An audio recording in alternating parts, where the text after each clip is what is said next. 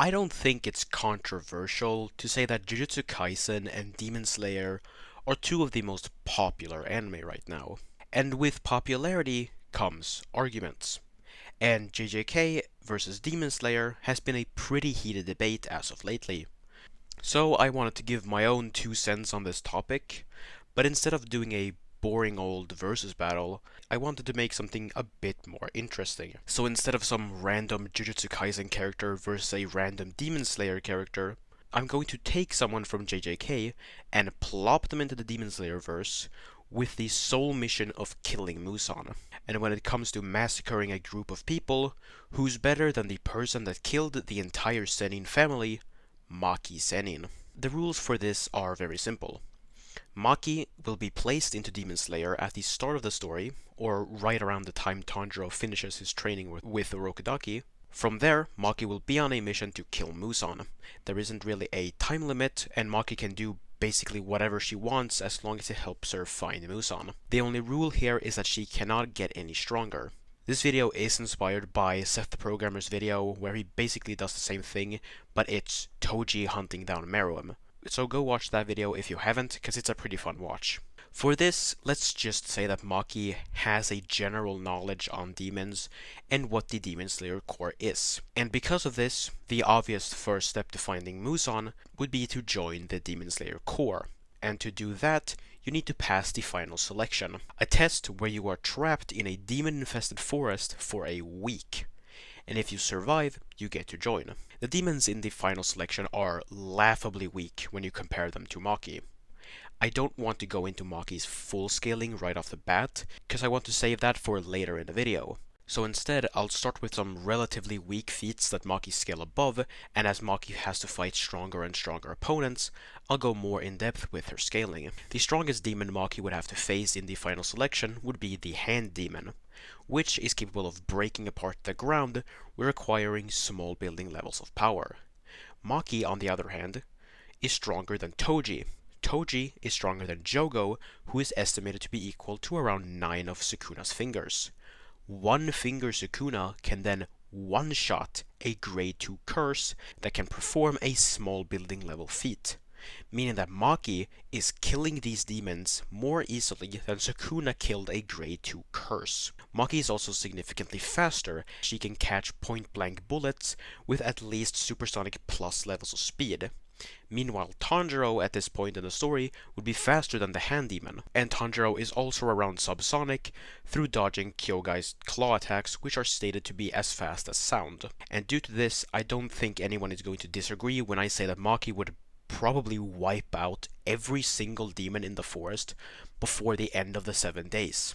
Honestly speaking, she would probably wipe out all the demons before the end of the first day. But the question is, of course, if she can actually kill demons without a Nichiren blade. I personally believe that the Soul Split Katana would be able to kill demons. As we know, souls exist in Demon Slayer, and as such, decapitating a demon would most likely result in the death of said demon, as it would basically be like decapitating their soul. And even if we say that this isn't the case, I do think that Maki would be given a Nichiren blade in preparation for the final selection. Due to Maki ending the final selection in less than 24 hours, the Hashira would recognize her as someone who is far above an average Slayer, and then she would most likely get called into a meeting with the Hashira where she would explain her situation. Whether or not she tells them about her being from a different world and all doesn't really matter, because either way she's just gonna get sent on a similar missions to Tanjiro, where she takes down strong demons in order to gather more information about them. And due to this, the next hurdle Maki would have to overcome would be Rui and his family on Mount Natagumo. Just like with the demons in the final selection, Rui and his family would get wiped out with no difficulty. An interesting thing when it comes to Maki is that she has extremely good senses. She can pick up on odors, allowing her to track down anyone, and she can even see differences in air temperature and density, allowing her to see what her opponent will do before they even do it. With this, Maki would easily be able to track down every single spider demon and kill them in a matter of minutes. Rui might be strong, but at the end of the day, he only upscales from Tanjiro, which would at most put him at building level and transonic. And so, Maki would just no-diff the entire spider family. And due to this humiliating defeat, Muzan would most likely wipe out all the lower moons, and I don't think he's even going to keep Enmu around. And because of this, the events of the Mugen Train arc would never happen, meaning that Rengoku would still be alive. And as such, the next event in the story would be the Entertainment District arc. Would Maki realistically be sent on this mission? I don't know, but for the sake of this video, I'm going to say that she does. A ramification of Maki being in the story is that Tanjiro has not fought either Rui or Enmu. This means that he hasn't unlocked Sunbreathing, and as such, he hasn't showed that he's anything special, which means that I don't think Tengen would take Tanjiro, Shinetsu, and Inosuke with him, opting instead to just bring Maki and maybe 2 other high-ranking slayers. Due to Maki's senses, she would easily be able to track down Daki, and I also don't think Maki would ever dress up and go undercover like they do in the series, so it's straight to fighting.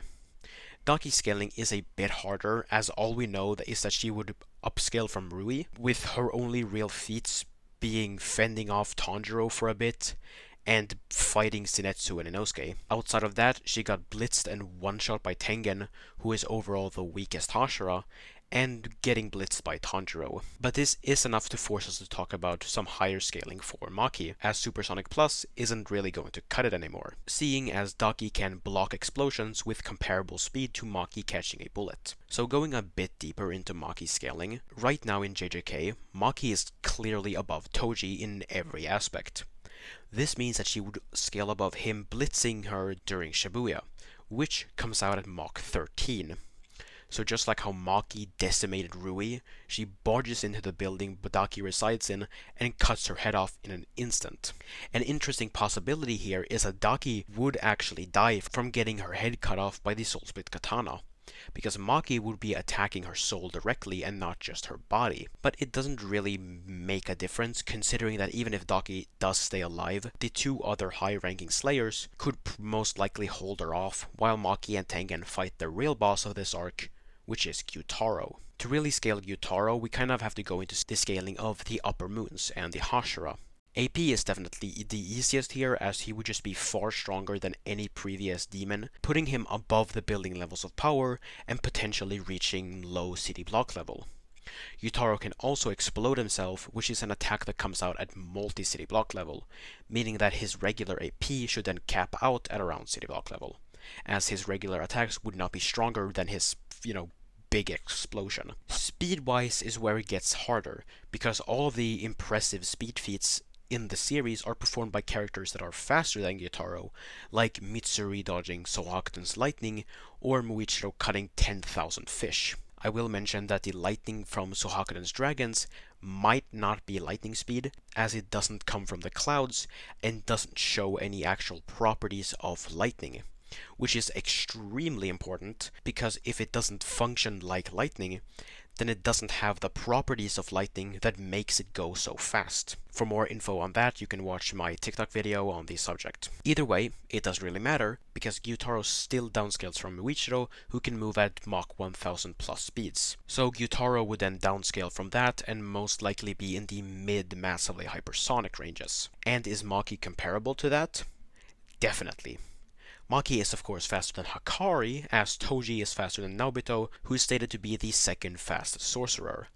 And Hakari is able to dodge actual lightning, which does show properties of lightning and as such is lightning speed. Maki is also just blatantly stronger than the entire Sennin family, and Chojuro, the guy with the rock hands, can move the hands with multi-city block level plus levels of power, meaning Maki can not only comfortably outspeed Gyutaro, but she can also easily decapitate him. On top of that, she would easily tank his final gambit, meaning that Maki and Tengen will take down Gyutaro and Daki with little to no effort. And this has some major ramifications.